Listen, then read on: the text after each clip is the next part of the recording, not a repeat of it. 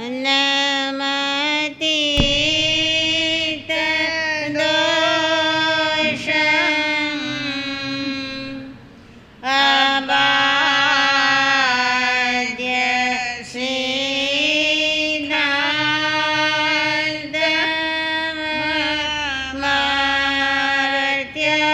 ભોજમ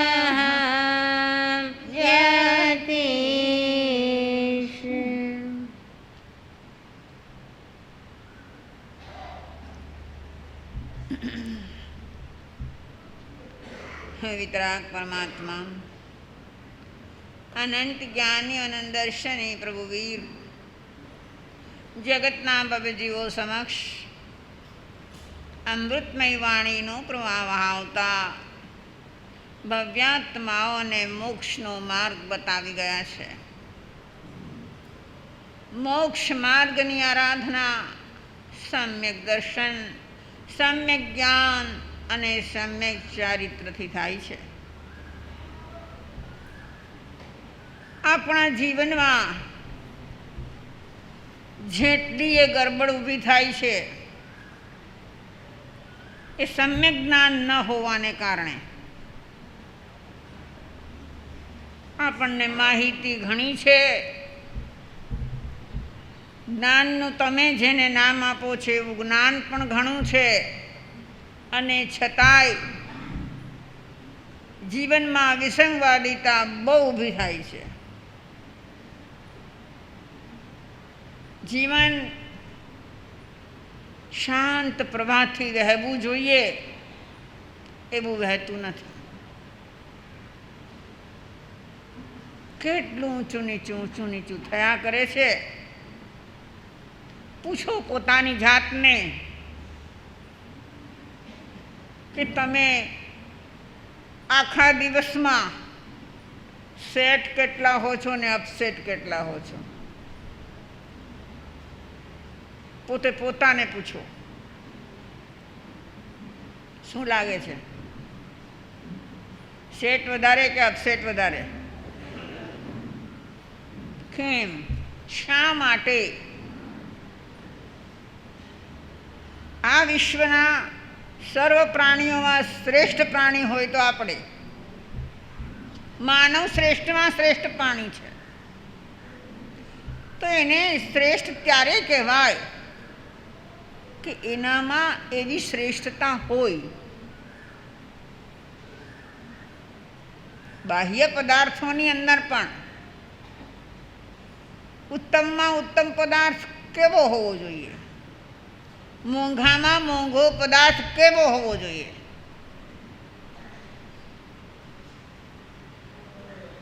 જેનામાં વિશેષતા છે, શુદ્ધતા છે, ઉપયોગિતા છે, એને આપણે શ્રેષ્ઠ કહીએ છીએ. તો આ જીવન કેમ શ્રેષ્ઠ બનતું નથી? એના માટે સર્વજ્ઞ સર્વદર્શી શ્રી પ્રભુએ આચારાંગ સૂત્રની અંદર ઉકેલ મૂક્યા છે. એના સોલ્યુશન છે. એમાં પ્રભુ કહે છે કે તારે તારી લાઈફને ઉત્તમમાં ઉત્તમ બનાવવી હોય, તું માનવ તો બની ગયો છે. હા, એક વાત પૂછું કે માનવ બન્યા આપણે, હું ને તમે બધા અનાયાસે બન્યા કે કંઈ આયાસ કરવો પડ્યો છે?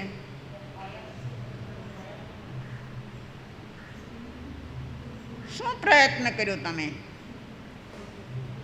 શેના કારણે માનવ બન્યા? કે અત્યારે આ જન્મમાં નથી કરવો પડ્યો, પણ આગળમાં જ્યાં પણ હતા ત્યાં સમજથી કે અણસમજથી, યાદ રાખો દરેક વખતે સમજથી જ પુરુષાર્થ થાય એવું નથી. અણસમજમાં પણ સારા કાર્યો થતા હોય છે ખરા. ક્યાં હતા એ આપણને ખબર નથી. આચાર્યમાં પ્રભુએ એ પણ કહ્યું, યમે કે સિંહનું સન્ના બવઈ, શેની સંજ્ઞા, શેનું જાણપણું, તો એને ખબર જ નથી હોતું કે હું પૂર્વે ક્યાં હતો. એ કાં તો આપણને જાતિ સ્મરણ જ્ઞાન થાય તો આપણે જાણી શકીએ કે પૂર્વે શું જન્મ હતો આપણો, અને કાં તો આપણને કેવળી પરમાત્મા મળે તો એ આપણને બતાવી શકે. આ બેમાંથી શેની શક્યતા લાગે છે?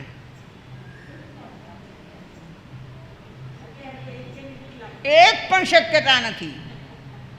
જાતિ સ્મરણ જ્ઞાન થાય એવા આપણા લખણ છે,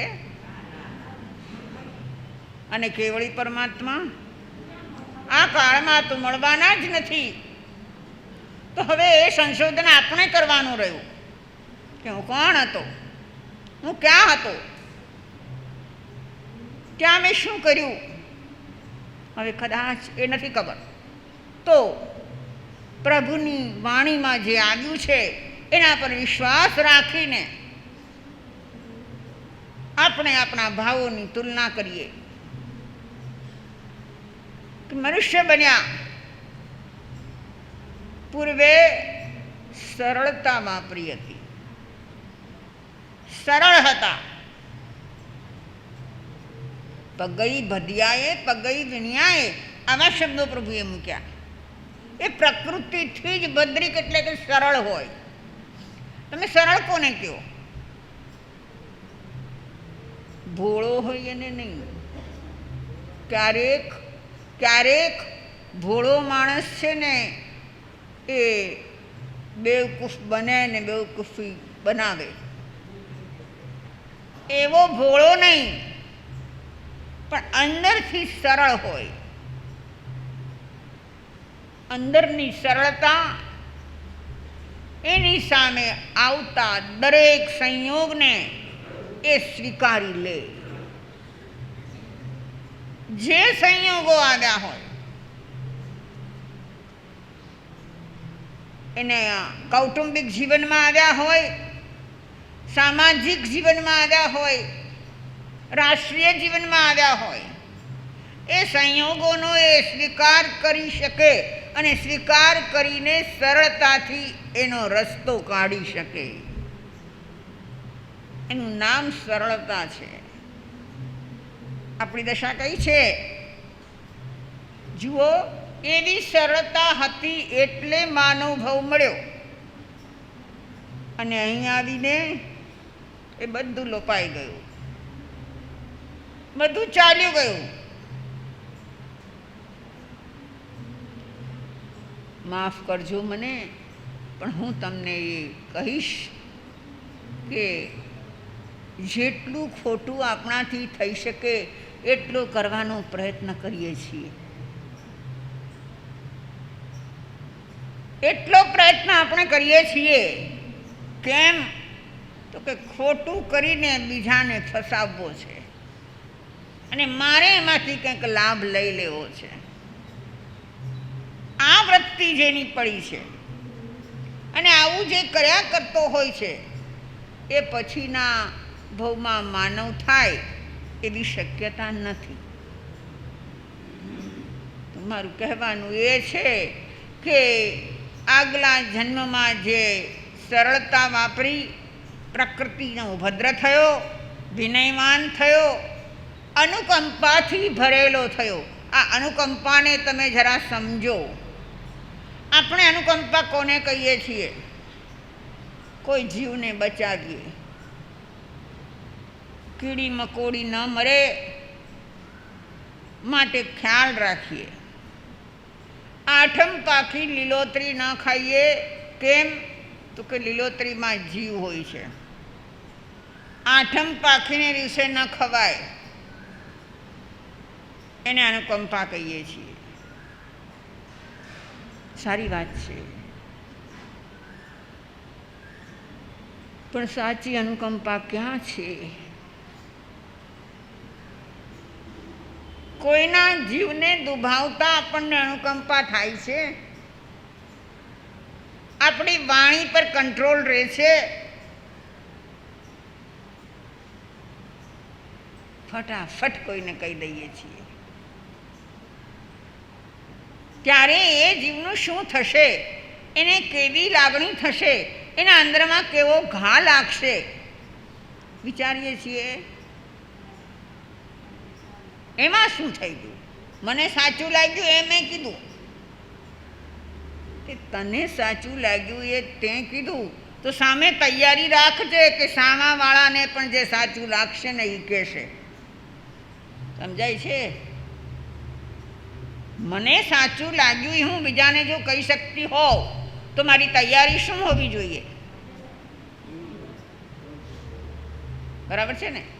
ન્યાયની વાત છે કે બીજાને પણ તારા માટે આમ લાગ્યું છે, ત્યારે તું એમ કહે નહીં નહીં, તો બિલકુલ ખોટો છે, ને તું બોલે ત્યારે આ જુઓ આપણા ડબલ ગણિત કેવા છે. આપણી જાત માટેનું ગણિત અને સામી વ્યક્તિ માટેનું ગણિત કેવું છે? જુદા જુદા તોલ છે, જુદા જુદા માપ છે. એના એ ન ચાલે. એટલે આ ચારાંગ સૂત્રના બીજા અધ્યયનમાં ગઈકાલે આપણે પહેલા અધ્યયનની વાત કરી, શસ્ત્ર પરિજ્ઞા. બીજા અધ્યયનમાં કહે છે લોક વિજય. લોક વિજય એટલે શું? આખા એ લોકને કોઈ જીતી શકે ખરું?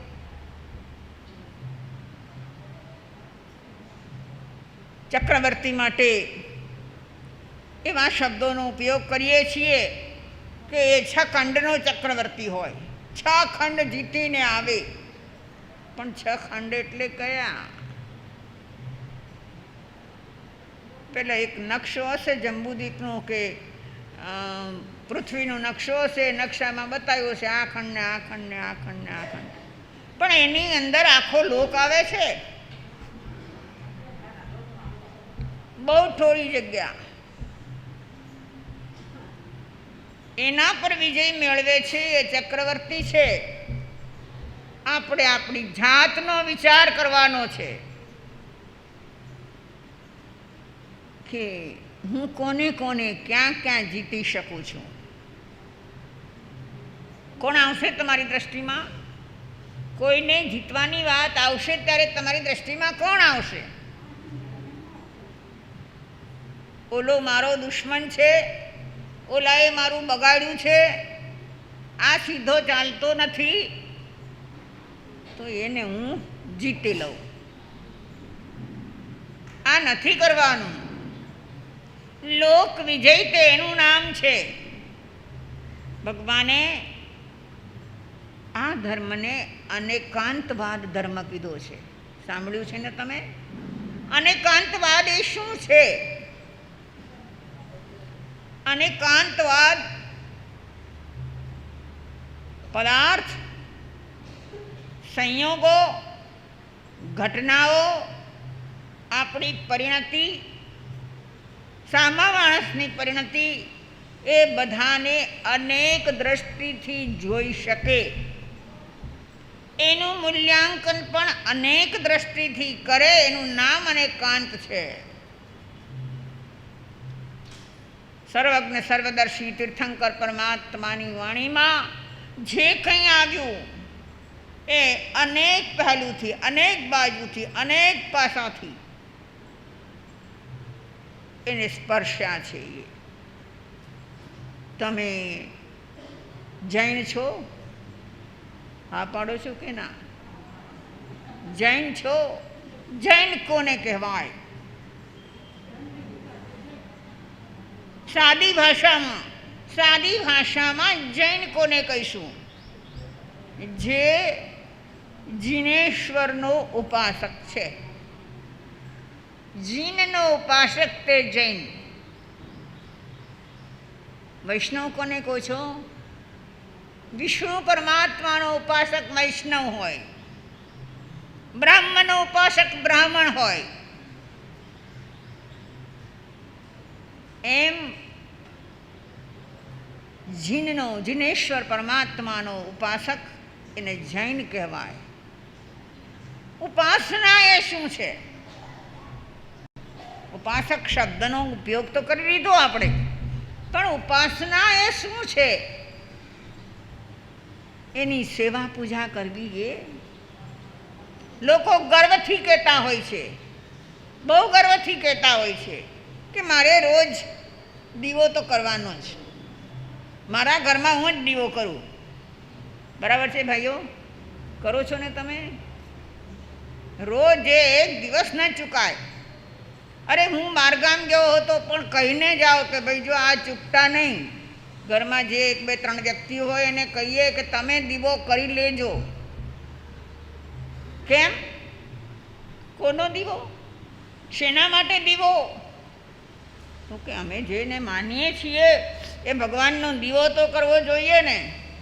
ભગવાનને અંધારામાં દેખાય નહીં માટે દીવો કરવો. હે?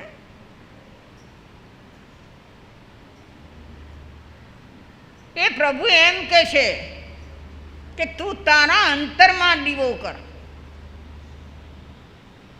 ઉપાસના કરવી છે તો ધૂપ દીપ અગરબત્તી એની જરૂર નથી.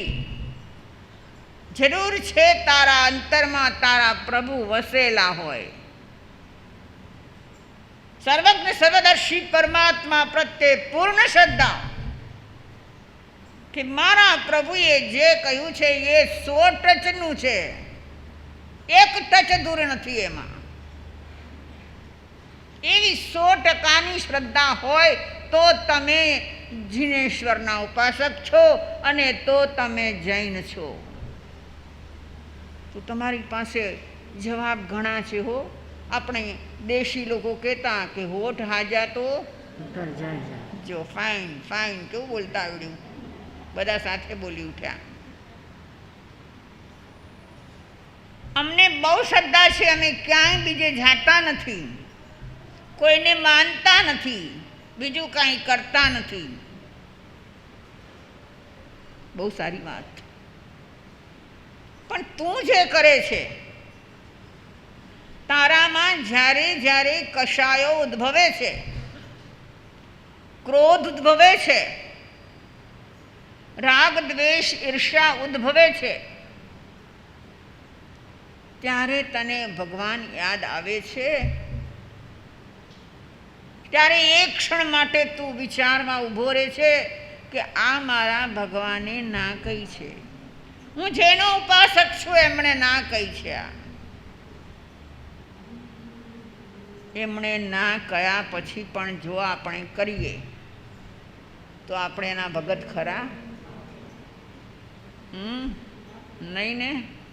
પછી જૈન કેમ કહેવાઈએ? જીનેશ્વરનો સાચો ઉપાસક એ છે કે જીનેશ્વરની કહેલી વાણીમાં ક્યાંય સંશય ન કરે અને એણે જે રીતે મારા માટે જે કહ્યું છે હું કરું. યાદ રાખો, શાસ્ત્રનું વાંચન કરો, અહીંથી પ્રવચન સાંભળો, જે કંઈ કરો એમાં એ ભાવના રાખજો કે આ જે કંઈ કહેવાય રહ્યું છે એ મને કહેવાય રહ્યું છે, મારા માટે જ કીધું છે. અહીંયાથી પ્રવચન અપાય છે એ કેવળ મારા માટે જ છે એવું દરેક વ્યક્તિ જો વિચારે તો એના જીવનમાં પરિવર્તન આવ્યા વગર રહે નહીં. પણ આપણી કમનસીબી એ છે કે જ્યારે અહીંથી કંઈ એવું કહેવાતું હોય ત્યારે આપણી દ્રષ્ટિ બીજા તરફ હોય છે. હા બરાબર છે, બરાબર. મા સતી કીધું બરાબર છે. ઓલો છે ને અમારો, એ એમ જ કરે છે, એ એવો જ છે. ક્યાં છો તમે? મારે તો તમને બતાવવું છે કે તમે ક્યાં છો. પ્રત્યેક વ્યક્તિ પોતે ક્યાં છે એ વિચારે. અહીંયા પ્રભુએ લોક વિજય કરવાનું કીધું. લોક વિજયમાં એ જ કે છે એ કે તારા જ્યાં જ્યાં સંબંધો છે સંબંધો માત્ર પોતાના પરિવાર પૂરતા જ નથી હોતા. પરિવારમાં મા બાપ, પતિ પત્ની, બાળકો, ભાઈ બહેન વગેરે વગેરે હોય એ બધા સાંયોગિક સંબંધો છે, સંયોગથી મળેલા છે. જો એના પર પણ જરા વિચાર કરો. હું તો બહુ બધાને ઓળખતી નથી, પણ હું પૂછું કે એક વ્યક્તિને જે મા બાપને ત્યાં એ જન્મ્યો એ જ કેમ એના મા બાપ થયા? એ ત્યાં જ કેમ જન્મ્યો? તમને વિચાર આવે છે ક્યારેય કે આપણે જેને ત્યાં જન્મ્યા છીએ, જે આપણા માતા પિતા છે, એ માતા પિતાને ઘરે જ આપણે જન્મ કેમ લીધો? સૌને એવું ગમે ભાઈ કે કરોડપતિના ઘરે જન્મ લઈએ તો મજા આવે ને, તો જે ભોગવવું હોય એ ભોગવવા મળે. પણ કેમ ન થયો ત્યાં જન્મ? ક્યારેક ક્યારેક કોઈ ટીનેજરના મોઢેથી સાંભળવા મળે કે આપણે અમેરિકામાં જન્મ્યા હોત ને તો બહુ મજા આવત, કેવું બધું મળત આપણને. હા, તો મારો પ્રશ્ન એ છે કે તમે એને ત્યાં કેમ જન્મ્યા? કે સંયોગ હતા, યોગાનું યોગ હતા, જેને બીજી ભાષામાં ઋણાનું બંધ કહીએ, કે એ જીવો સાથે તમે એ જાતનો કોન્ટ્રાક્ટ કરેલો હતો. તમે આગલા જન્મની અંદર કોન્ટ્રાક્ટ કર્યો હતો કે તમે જ મારા માતા પિતા અને હું તમારે ત્યાં આવીશ. આ ખબર નથી હોતી આપણને, હો, અણસમજમાં પણ આવા કોન્ટ્રાક્ટ થઈ જાય છે. મને એક વાત યાદ આવી. રામકૃષ્ણ પરમહંસ અને વિવેકાનંદ. વિવેકાનંદને એક દ્રશ્ય દેખાઈ રહ્યું છે. વિવેકાનંદ જે આપણે ત્યાં થયા ને, એ બહુ ઊંચી કોટીનો આત્મા, અને પૂર્વ જન્મોથી એટલું બધું લઈને આવ્યો તો એ કે નાનપણમાં એ પોતાની ઓટોબાયોગ્રાફીમાં લખે છે, પોતે પોતાની આત્મકથા લખી છે.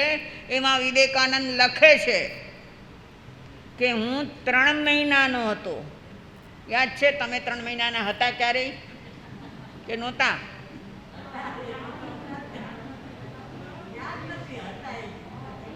હતા, એ માની લેવું પડે છે, કારણ કે 3 મહિનાના થયા વગર આટલું મોટું થવાય નહીં.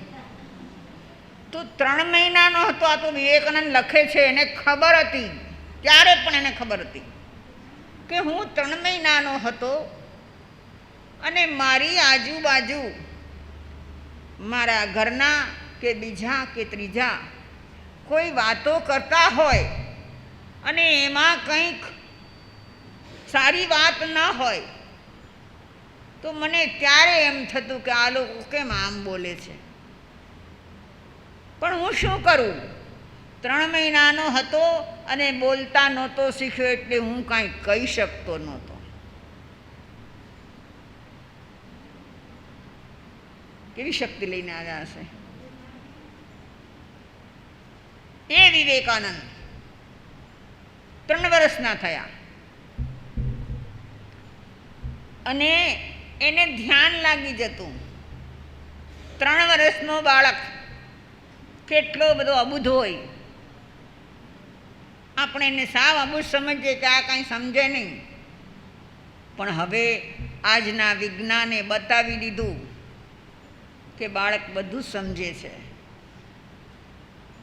તમારે કોઈ સાથે કંઈ અગડમ બગડમ કરવું હોય અને 3 વર્ષનું બાળક ત્યાં હોય તો તમે એની કેર કરતા નથી, નિગ્લેક્ટ કરો છો કે એને શું ખબર પડે? હવે આપણે હોય છે ને આમ, એવડા બાળકને કંઈ સમજ નથી એવી ઇમ્પ્રેશન આપણા માથામાં ક્રિએટ થયેલી છે. પણ વિવેકાનંદને 3 વર્ષનો થયો અને એને ધ્યાન લાગી જતું, અને થોડો 4, 5, 6 વર્ષનો થયો એને જેવડા છોકરાઓને એ કહે કે ચાલો આપણે રમીએ, એવડું બાળક તો રમવા જેવડું જ હોય. એટલે એ રમે. 8, 10, 12 છોકરાઓ આવ્યા હોય અને છોકરાઓ પૂછે કે આપણે શું રમશું. એ લોકોને બી ચોઈસ હોય ને, જુદી જુદી રમતો હોય એની.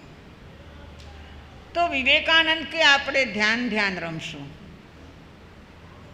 પેલા છોકરાઓ કે એ શું? તો કે ચલો હું તમને કહું ને એમ તમારે કરવાનું. આપણો રૂમ બંધ કરીએ. આપણે એક રૂમમાં બધા હોય, રૂમ બંધ કરી દીધો હોય કે ચાલો બધા બેસી જાઓ. છોકરાઓને બેસાડે, બરાબર આમ પણોઠી વાળીને બેસો, હાથને આવી મુદ્રામાં રાખો અને આંખ બંધ કરો. જુઓ, તમને ધ્યાન લાગશે. હવે છોકરાઓ કાંઈ સમજતા નથી કે આ શું કહે છે, છતાંય રમવું છે. અને વિવેકાનંદ એવો જીવતો લીડર હોય ને, છોકરાઓને બધાને લીડર થવું બહુ ગમે. ઘણા એવા જબરા છોકરા હોય ને, જ્યાં હોય ત્યાં એ લીડર થાય. એટલે છોકરાઓને એમ થાય કે આ નરેન્દ્ર કહે છે એ જ આપણે કરશું. બધા બેસી જાય છે. જરાક વાર થાય ત્યાં જરાક આંખ ખોલીને જોઈ લે છે, પણ વિવેકાનંદ નરેન્દ્ર હજી બેઠો છે. વળી થોડીક વાર થાય ત્યાં એને સળવળાટ ઉપડે છે. બાળક ચૂપચાપ બેસી ન શકે એટલે ઘડીક આમ તેમ થઈને વળી બેસી જાય છે. કેટલી વાર થઈને વિવેકાનંદનું ધ્યાન ખુલ્યું. વિવેકાનંદને પૂછ્યું કે તમને શું દેખાણું? તો કે અમને તો કાંઈ નહીં. કે આંખ બંધ કરી તો અંધારું દેખાણું. શું થાય? આંખ બંધ કરીએ એટલે બહાર અંધકાર જ દેખાય. તો કે કોઈ પ્રકાશ ન દેખાયો તમને? કે ના, અમને કાંઈ નથી દેખાયું. આવો આ આત્મા એવી શક્તિ લઈને આવ્યો હતો. એણે આત્મકથામાં એ લખ્યું છે કે અહીંથી પૂર્વજન્મમાં હું એક ઋષિ હતો અને મારા ગુરુ રામકૃષ્ણ પરમહંસ પણ ઋષિ હતા. એમનો જ્યારે જવાનો સમય આવ્યો, આયુષ્ય એમનું જ્યારે પૂર્ણ થતું હતું અને હું એમની પાસે ગયો, મને એમના પ્રત્યે ખૂબ ભાવ હતો, ખૂબ ભક્તિ હતી. એટલે એની નજીક ને નજીક ગયો. એમણે મને કહ્યું કે હું જાઉં છું અને ભારતના બંગાળમાં હું જન્મ લઈશ. હું જાઉં છું, તું મારી પાછળ આવજે. આ કોણે? રામકૃષ્ણના આત્માએ વિવેકાનંદના આત્માને કીધું કે તું મારી પાછળ આવજે. તો કે એ વખતે તો મને એમના પ્રત્યે બહુ ભાવ હતો. હું એના ગળામાં લટકી ગયો. મેં કીધું ના, તમને નહીં જવા દઉં. તો એમણે કીધું કે શું કામ નહીં જવા દે? અહીંથી હું જાઉં છું ને તારે પણ ત્યાં આવવાનું છે, ત્યાં પણ આપણે સાથે જ છીએ. અને એવું જ બન્યું. રામકૃષ્ણ એ બંગાળમાં જન્મ્યા, પહેલેથી જ સાધક આત્મા. એમનું જીવન ચરિત્ર વાંચો, અનોખું અનોખું જીવન ચરિત્ર. અને વિવેકાનંદ પણ એ જ ભૂમિમાં જન્મ્યા.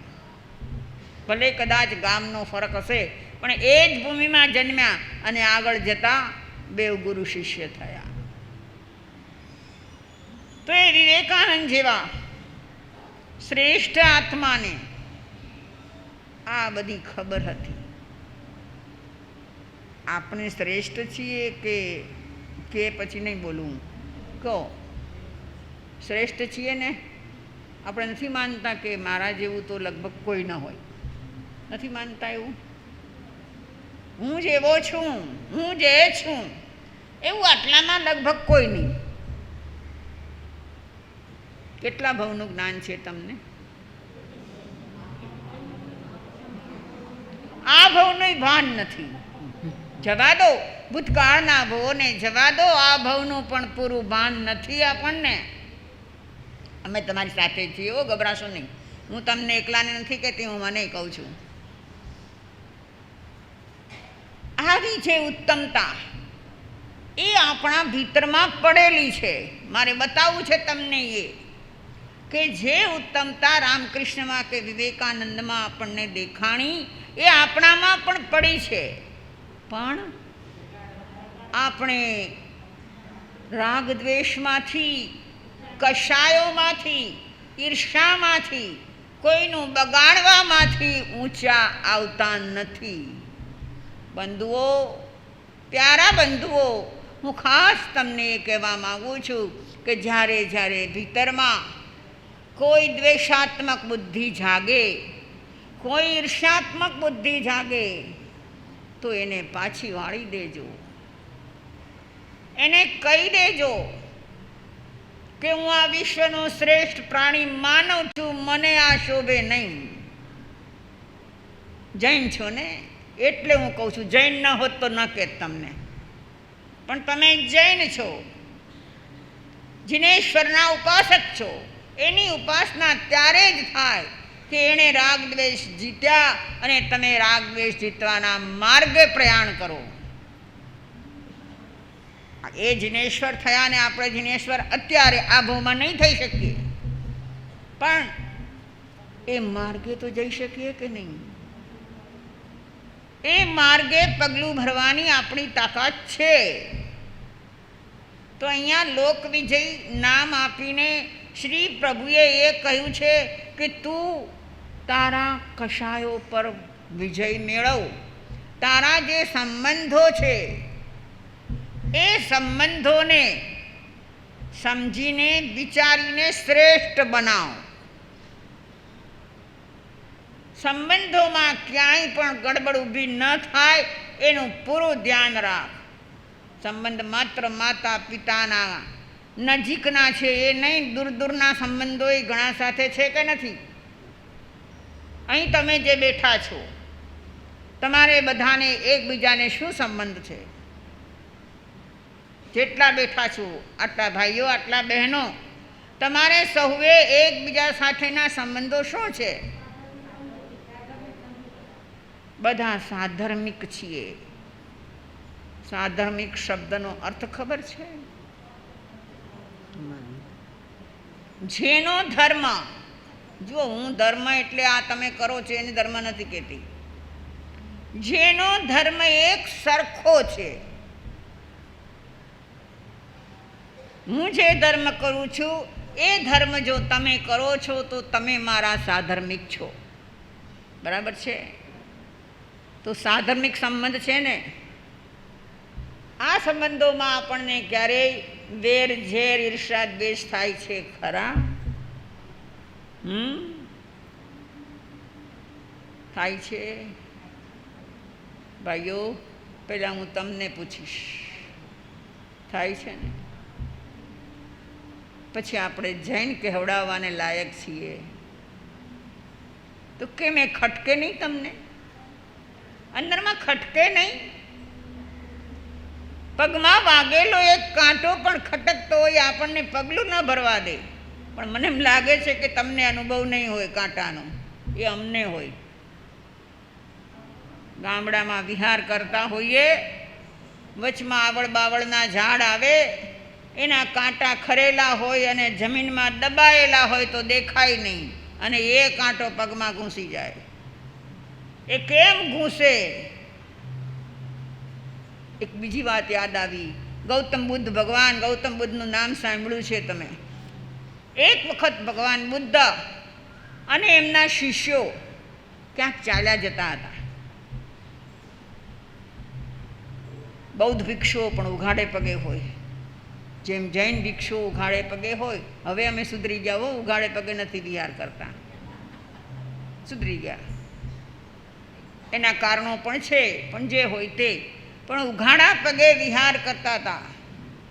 અને ભગવાન બુદ્ધના પગમાં આવડો મોટો એક કાંટો, અને તમને ખબર છે કે બાવળનો કાંટો બહુ તીખો હોય, બહુ બળતરા કરે. એ કાંટા કાંટામાં પણ ફરક હોય. બાવળનો આવડો મોટો કાંટો એમના પગમાં ઘૂસી ગયો, ડગલું ભરાય એમ નહોતું. ત્યાં ને ત્યાં એ બેસી ગયા. એની સાથે એમનો શિષ્ય સમુદાય હતો. એ લોકોએ ધીરે ધીરે જતનાથી એ કાંટો કાઢ્યો. પણ શિષ્યોના મનમાં ગુરુ પ્રત્યે જે ભાવ છે, ભક્તિ છે, આદર છે, બહુમાન છે, એટલે કહે છે કે પ્રભુ તમારા પગમાં કાંટો, તમને તો કાંઈ ન થવું જોઈએ. તમે શું વિચારો? તમારા ગુરુને કાંઈ થવું જોઈએ?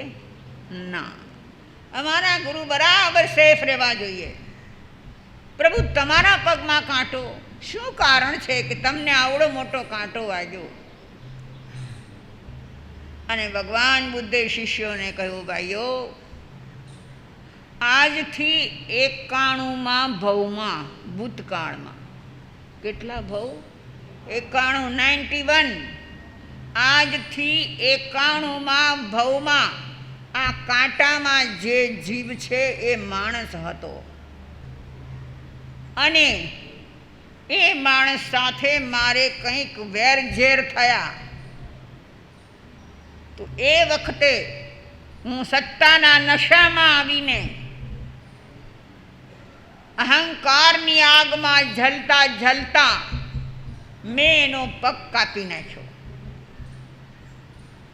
વેરને ઝેર શું ન કરાવે એ કહો મને?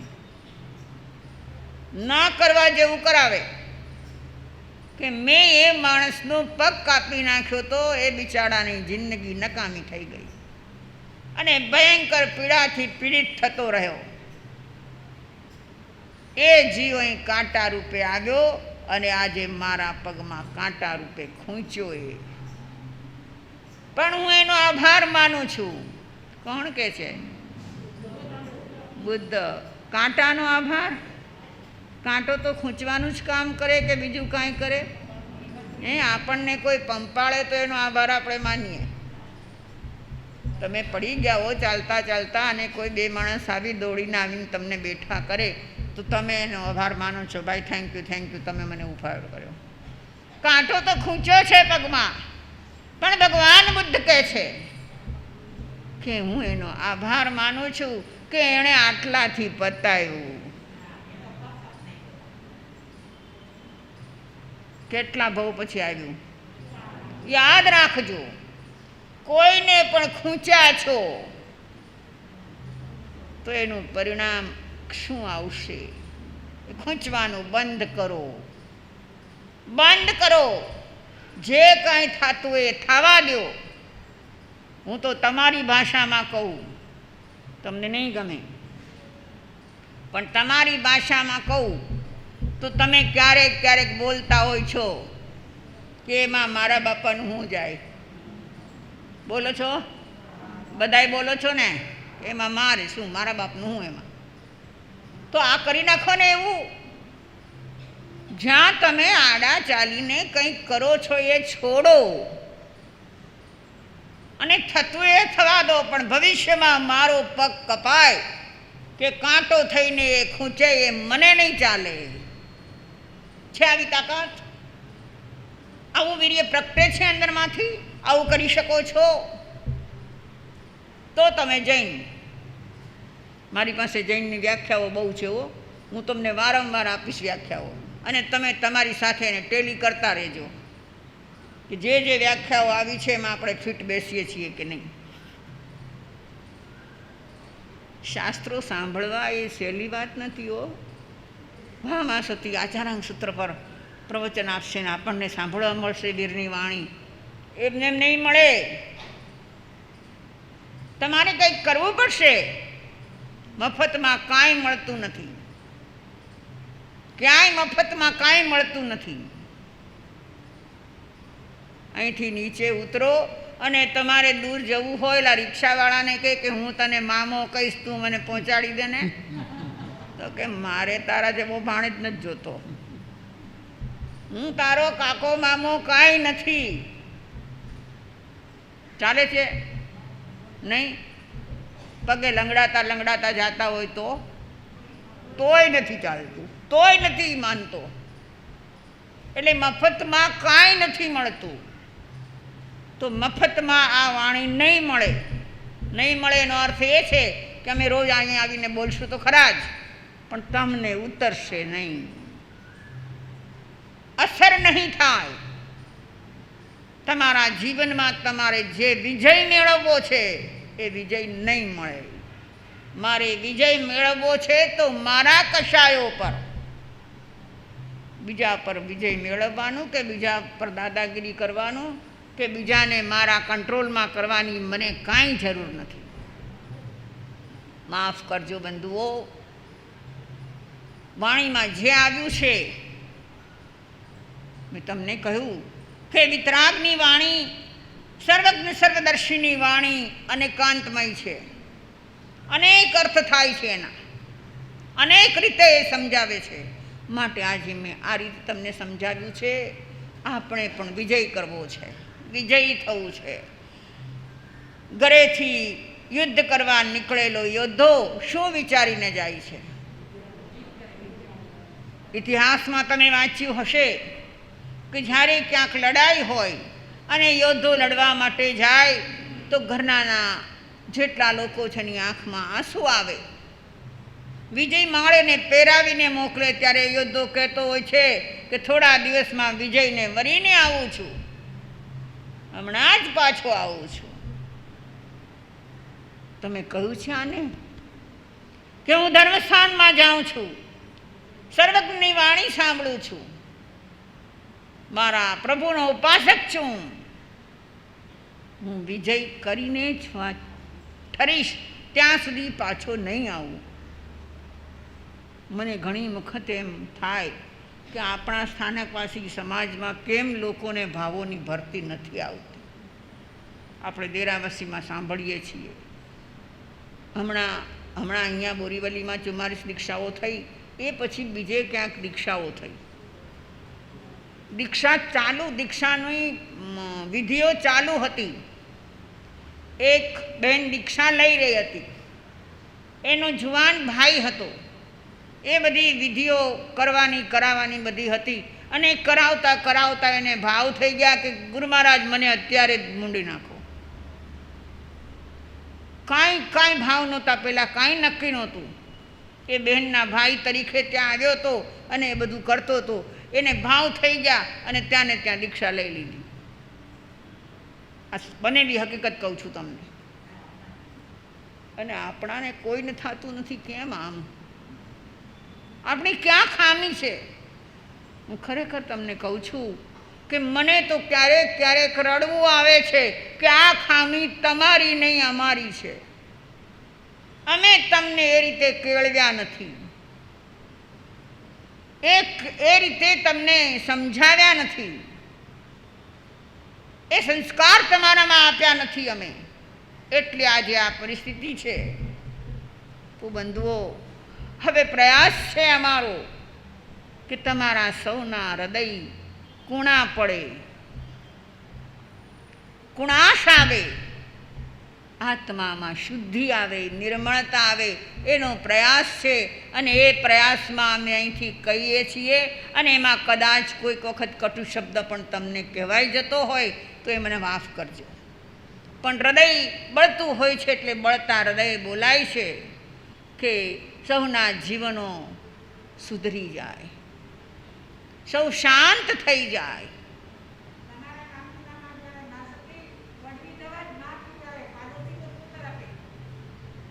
વાત સાચી કરી એમણે.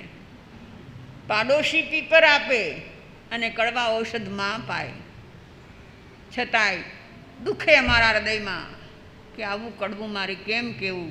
કારણ કે એક વાત કહી દઉં કે આટલા વર્ષો થઈ ગયા મને દીક્ષા લીધા, હમણાં 61 વર્ષ પૂરા થયા. આટલા મને કોઈને મધુર વક્તા કોઈએ કીધું નહીં. પ્રખર વક્તા ઘણાએ કહ્યું, તત્વચિંતક ઘણાએ કીધું, પણ મને મધુર વક્તાનો કીધું એ મને બહુ ખૂંચે કે ભાઈ મને કેમ કોઈ આમ નથી કહેતું. પણ વાત એ સાચી છે કે મને એવું મીઠી પીપર દેતા આવડતું નથી, પછી ક્યાંથી મને કોઈ કહે. ઠીક છે, ચાલો હું તમને કહું છું કે તમે મધુર થઈ જાઓ. મારામાં ભલે કડવાશ હોય પણ તમે મધુર થઈ જાઓ. કડવી દવા પણ સાજા થવા માટે હોય છે. બસ એ જ પ્રભુએ વિજય કરવાનો કીધો, આપણી જાત પર વિજય મેળવીએ. એવું કેમ આપણે ન કરી શકીએ કે હું કહું એમ મારી જાત કરે? હું એટલે આત્મા. આત્મા જેમ કે જેમ ચિંધે એમ જ આ મારા મન વચન કાયા ચાલે, એ સિવાય ન ચાલે. આવું કેમ આપણે ન કરી શકીએ? બધી તાકાત છે આપણામાં. મોક્ષે પહોંચવા સુધીની તાકાત છે, તો આવી તાકાત તો હોય જ. તો હું ને તમે એવો પ્રયાસ કરીએ કે આપણા મન વચન કાયાના યોગ આત્મા જેમ કે એ રીતે એ ચાલે, એનાથી વિરોધમાં ન જાય, અને એમ આપણે નિર્મળ પાવન પવિત્ર બનીએ. એ જ ભાવના.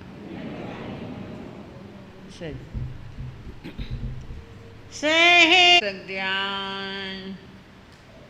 આંખો બંધ, શરીર સ્થિર, કાવસક મુદ્રા. આંખો બંધ, શરીર સ્થિર, કાવસક મુદ્રા. કરોડરજ્જુ સીધી, ગરદન સીધી. 3 વખત ઊંડા શ્વાસ લો, ઊંડા શ્વાસ છોડો. ચિત્તની એકાગ્રતાપૂર્વક આત્મચિંતન. માત્ર ચિંતન બોલશો નહીં. હું આત્મા છું. હું આત્મા છું.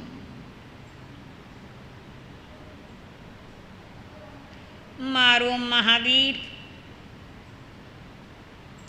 એ પણ મારા જેવો જ આત્મા.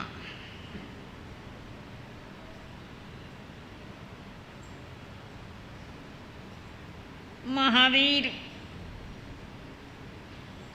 ભવમાં ભટક્યો, નાના મોટા અનેક રૂપો ધારણ કર્યા, છતાં પોતાની જાતમાં સ્ટેબલ થયો.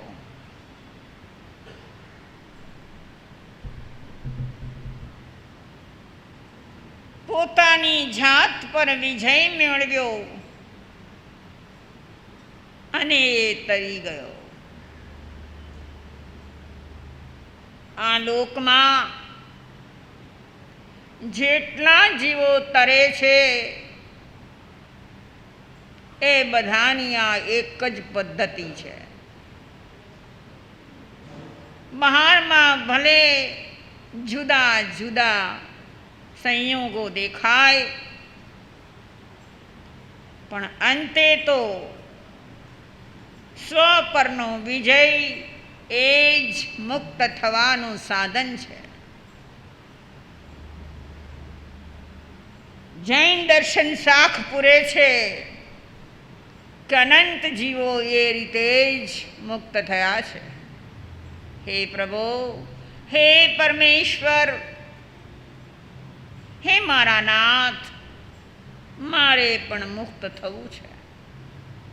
આ સંસારની માયા જાળમાં અટવાયો છું. કદાચ એ જાળ અત્યારે ગમતી પણ હશે, પણ એ તો મને ખબર છે કે આ જાળ અંતે રજળાવનારી છે.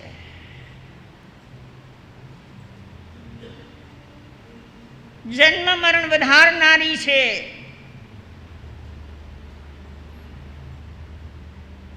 અસીમિત દુઃખોની દેનારી છે. માટે હે પ્રભુ, મને એ માર્ગ બતાવ કે હું આ બધા બંધનોની જાળને છેદી મુક્ત થાઉં. મારી આ બલવતી ભાવના તારા ચરણોમાં ધરું છું અને તું મારો સહાયક થા.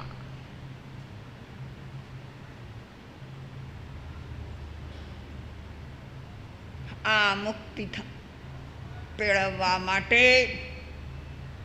ભવના બંધનો કાપવા માટે વધુ ઊંડાણથી, વધુ એકાગ્રતાથી શુદ્ધાત્માનું ચિંતન. હું આત્મા છું. હું આત્મા છું.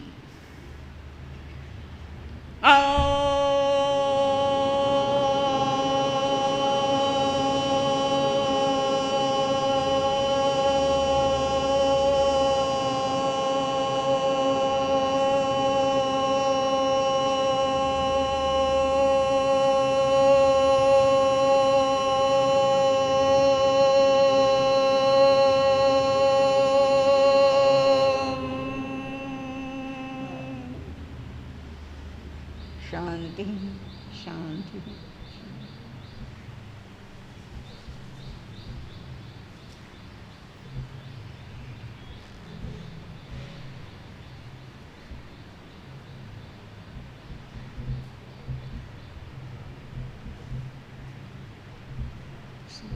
બપોરને જાય કંટ્રોલ કરે બપોરને બધી